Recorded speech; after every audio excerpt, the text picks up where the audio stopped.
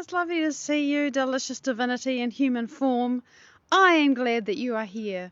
And I'm standing out here all wrapped up because it is cold this morning, but it's such a beautiful day. I'm going to walk up the steps and turn the camera around and show you because, we got to see this. Well, I can't say there are absolutely no clouds in the sky because there are a few tiny little wisps of cloud here, and probably there'll be more as the day warms. But here it is. It's just beautiful. It's very calm, quite cold. Sun's out, but not on my garden yet. And oh look, the wattle is flowering. The acacia, the Australian native, is covering itself in flowers. And I'm glad that it's not presently raining so I can show you. Let me go down off the stairs.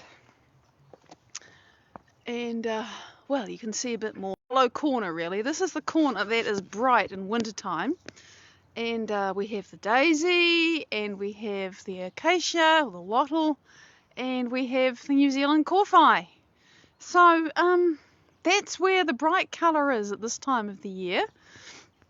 And it's surrounded by all this beautiful Artemisia. That's its, proper name, also known as the ghost plant, of which I'm very fond because I love this foliage. And good morning, beautiful being. It is great to see you coming on with me. I always appreciate your presence. And oh my goodness, there's weeding needs doing there. But what we're doing at the moment is appreciating the unseasonal magnolia, which, shouldn't be flowering in June, but here it is, and so I'm going to enjoy it. I'm not going to mourn things that I can't right now change. There's a beautiful flower that's opening up, blushed with pink, and look at the hair on the buds. I've got to just pick this out so you can see. So I'm grateful that I get to share this with you. It'll be in full flight, in a week or however long it takes. And you can see the bulbs are all sprouting. Oh, and that's good. The iris, those couple of bulbs there, 3, 4. It had a massive crash and burn last year. I think it must have got some disease. Came up, went down, nothing happened, and I thought, well, maybe they've all died. But no, they just had a setback. This is the winter garden and things that I pruned, which haven't yet sprouted, but they will. And look, see, early jonquils. And this one, which, you can't really see yet, but you can see there's something really complicated in there. It's because it's this very top-heavy flower, and I put it in here so that it doesn't fall over. It needs to be supported. Beautiful, absolutely divine scent, and it's very early, so we'll get to enjoy that soon. So you can see all the jonquils coming up. And, there's weeds, but there's wildflowers, and that's just life of the wild garden. And I really need to deadhead the hydrangeas, but just take a moment and look at the lace. So there's always something to see and appreciate. And, there's little hints of colour still back in here. They last a long time. The fact that I've been busy is not the only reason why I leave these heads on for so long, because they're beautiful for a long time. And look, the ginkgo now has no leaves on it at all. But they'll come again in spring. So this is the morning. And you can hear the birds. And see that everything is waiting for the turn of the seasons. And we have turned the seasons because midwinter is past officially. Of course, that means the weather really gets to collapse as a limp and screaming heap now. Good morning, Jen! But it's what it should do. And without it, we don't have the cold. There are certain things that just don't happen. So I get to appreciate the winter even as I have to wrap up. Now, what do I want to talk about today? I'm so busy enjoying being outside with you. It's like, brain is gone. What? I wanted to talk about why it's so freaking hard to feel good feelings and so easy to feel bad feelings. Especially when I'm from my state. Oh, geez, I am whatever I am, and whatever I am is what I'm attracting in my life. And, oh, geez, I don't want to keep being this, but it's so hard to feel different. What's the deal with that? Yeah, because, we really do attract our emotional match in life. And I mean that across everything. Your physicality, your financial situation, your working situation, your purpose in life, the people you are with in your life, they're a match for your predominant habitual state of being, your emotional state. And so if you want to have a different life, you've actually got to change who you are being on a regular, average, normal, habitual basis. And that is really hard. And there's something that Joe Dispenza says, and Joe Dispenza, of course, is the only embodied human being who truly inspires me. Go figure. And he says, nobody changes their life until they change their energy. And I've had many opportunities recently to observe this, but also in other people who are just, for whatever reason, and this isn't a criticism of them, it isn't, they're just so buried in the circumstances and the people and the situations and how they feel about it, that it's very, very difficult for them to feel any differently. They can't imagine it. They can't begin to think about it, let alone change how they're feeling. And we did some practical stuff about how to change how you feel yesterday. And so I just wanted to talk about that. And why is it so hard? Because we have this intellectual and conceptual idea that, law of attraction, and I've got to be an emotional, a resonant, energetic match to the life I desire. But everybody keeps telling me this stupid stuff that pisses me off every time I think about it, or makes me feel so depressed and so desperate and so completely disempowered. It's like, oh, stop saying that. Where they keep saying, look, you've got to feel like you already have it. And feeling like you already have it is like, oh, tell me to fly to Saturn. It just feels so impossible. And I know how that is, because that truly was me 3 years ago. It was me quite recently, really. But I've been changing. I've been learning that that's not true. But that, whatever that feeling inside you is that rises up, Lisa, it's great to see you. It says, no, you cannot feel like you're healed. The doctors have told you you're very sick. You cannot feel like you have a wonderful person, a companion, a friend or a lover in your life when you've been alone for the last 15 years and you're terrified of, whatever. You cannot feel abundant when you're facing homelessness. Don't tell me to do that. How dare you? And we start getting angry, and we I did. I used to get angry, and I would feel down, and I'd feel just, completely. It was just like, you're telling me to fly. And it's not even that I don't have wings. I am tired. I am wheel clamped to the ground. What the hell are you talking about? That's really what I want to address today, because so often I can have this intellectual idea, law of attraction, great idea, wonderful. How in fact do I change my state? Because it's so dense, and it's wall to wall, and it's inside and outside and everything, and it feels so real and so true and so immutable to us, we can't see through it. It's impossible to see through it. All of that. So that's what I want to talk about today. And the first thing I want to talk about, and then let me check the clock, because the first thing I want to say is that naturally, evolutionarily, in terms of what has served us over thousands and thousands and thousands and millions of years to stay alive, evolutionarily, it is much easier to feel and remember a bad feeling than it is to feel and remember a good feeling. We're wired like this. This is one of the reasons why it's so hard to change your state.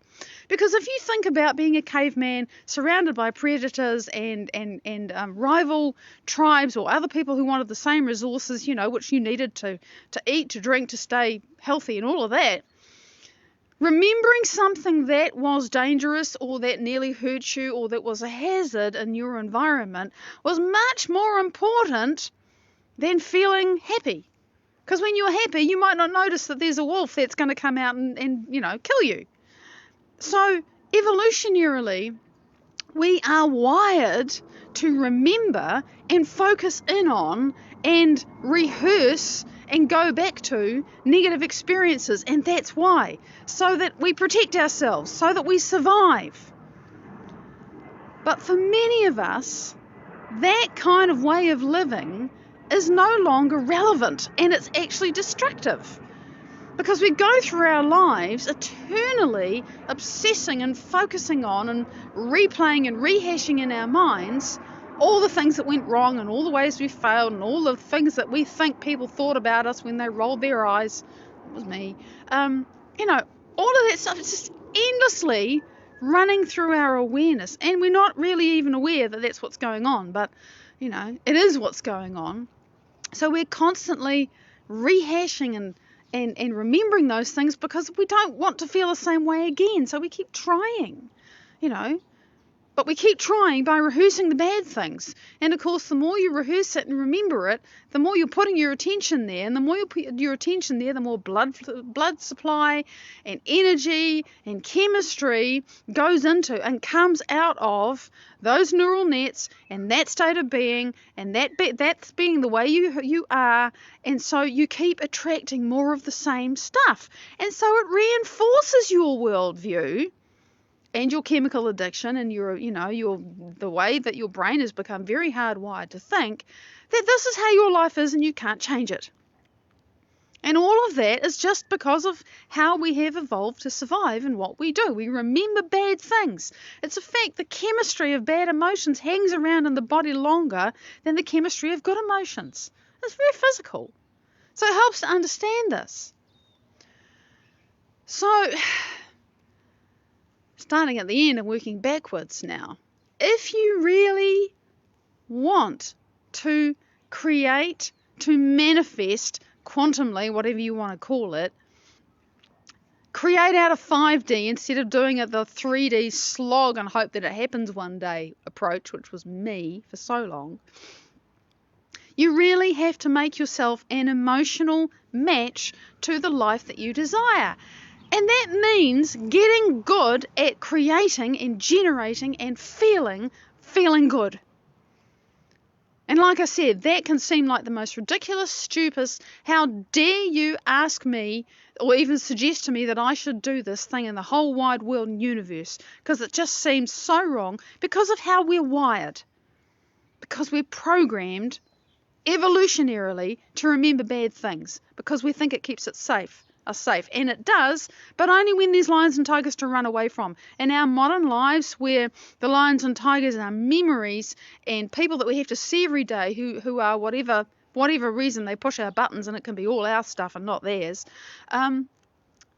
we're constantly running away from lions and tigers and focusing on that bad stuff, and so we're constantly in the state of resonating in that frequency, and like attracts like, and you are only ever going to get more of who you're being on a consistent habitual basis. So if you want to attract something different, if you want to create, manifest, have something, be something, do something different, you have to change who you are emotionally on a habitual basis. Because you want to be in resonance, you want to be like the thing that you want to be like. You want to be like the things you like. And to do that, you have to practice good feelings. And it feels all wrong. Because if I'm feeling good, I might stop paying attention and there might be a lion that springs out from behind that bush and eats me. That is really what's going on. We don't feel safe to feel good because we feel so threatened in the environment. Because of, all of the stuff that goes off all the time, and our memories that we create and we rehash, and our traumatic childhood, which really was traumatic, becomes more traumatic every time we remember it because we embellish it. We actually do. There's research to show that this is true. Long-term memories. We don't remember them how they were because you don't have the same brain that you did back when it happened. Your brain's changed, and every time you re-experience that thing in your memory, you are adding more circuits to it. You are changing it. So you have to become like the things you like. You have to become like that's going to match what you like. And that means you have to get good at creating and generating good feelings. And it's going to feel wrong. It's going to feel uncomfortable. It's going to bring up fear. It's going to bring up everything inside you that doesn't want to go there. But when you are choosing to focus on generating a good feeling, and notice the words I'm using, focus on generating a good feeling. It's very conscious, it's very willful. And all of that stuff comes up inside you. That's there. That's what's been generating the life that you have. And you're faced with a really stark decision, a really deep choice about whether you continue to give in and be who you've been being or not. Because it isn't easy to snap out of who you've been being for the last 27 and a half years. It's hard. I know. I've been doing it. But it's just what we have to do. If you want to attract something else, then you have to become an emotional match for what you desire in your life.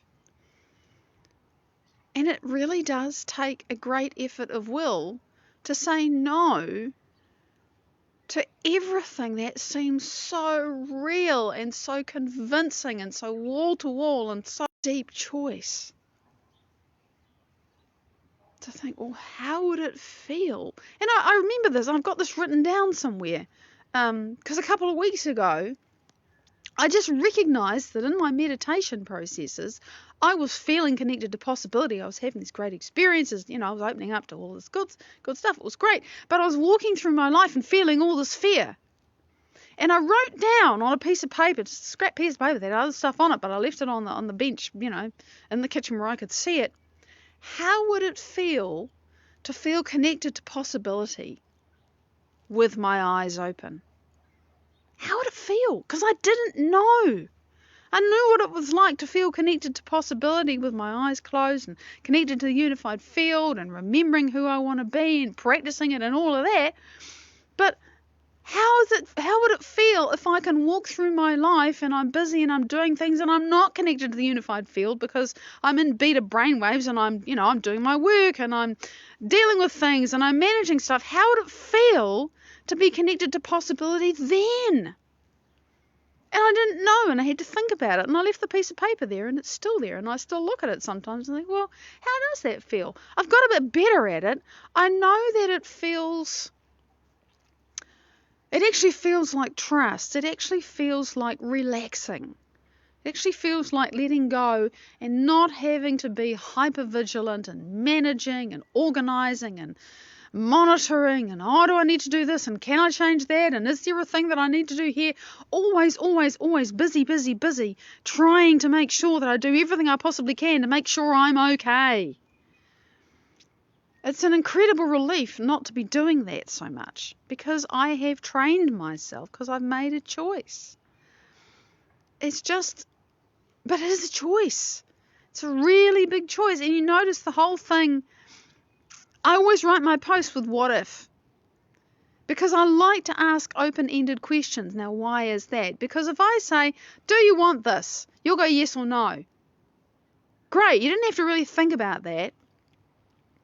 But if I say, what if you could be this? What if this is possible? What if the best way, the worst way, the hardest thing, the easiest thing, the whatever it is, what if? And then you have to consider it. You have to decide for yourself if that's true. You have to kind of dive into it and explore it and think about it. And so leaving yourself just with the question, well, what would it feel like? Rather than, I can't feel this and it's too hard and it's impossible and, all of that stuff that comes up in us.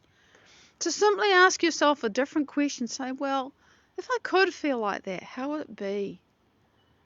If I could feel like that, what would I do differently today? And, and then immediately don't start beating yourself up because the only thing you can think of to do differently is something that appears to be really small. You've got to understand that finding that really small thing in itself that you can change today, that's the first thing that's really big, because you exercised your awareness and your free will, and out of all the possibilities available to you, you selected one and said, I can actually emotionally align myself with that. That is really big. Lots of people can't do that. They're not aware enough. This is the first thing. You've chosen an alternate future by saying, I can do this thing differently today. And then to realize that the fact that you have just done that, that's a victory, that you've chosen something, you've made a new possibility for yourself. And then, so you go through your life and you're doing that and you're thinking about it, and then of course you get into things and you forget about it, and then you catch yourself, as I have many times, back in the old thought, back in the old fear, back in the old anger, back in the old judgment, back in the old whatever it is, and think, oh, hang on, whoa, what was that thought again? What was that thing I wanted to do differently when I noticed it again? Oh, that's right. Oh shit, I can't do that now. But behavior on the fly, on the spot, that's even better. But every time you have the awareness and you make a choice, this is how I want to be different. Okay, great idea, can't do it now, screw it, whatever. Or, hey, I can do that now. You're exercising a greater level of awareness than when you were just saying, this is impossible, I can't change, it's too hard, I'll never change, this is who I am, don't ask me to be different. All of those three options are a huge step up from that. To choose a new future, to actually speculate, explore, choose something that you're going to change, and then to execute that as well as you can. G'day, Kerry, lovely to see you.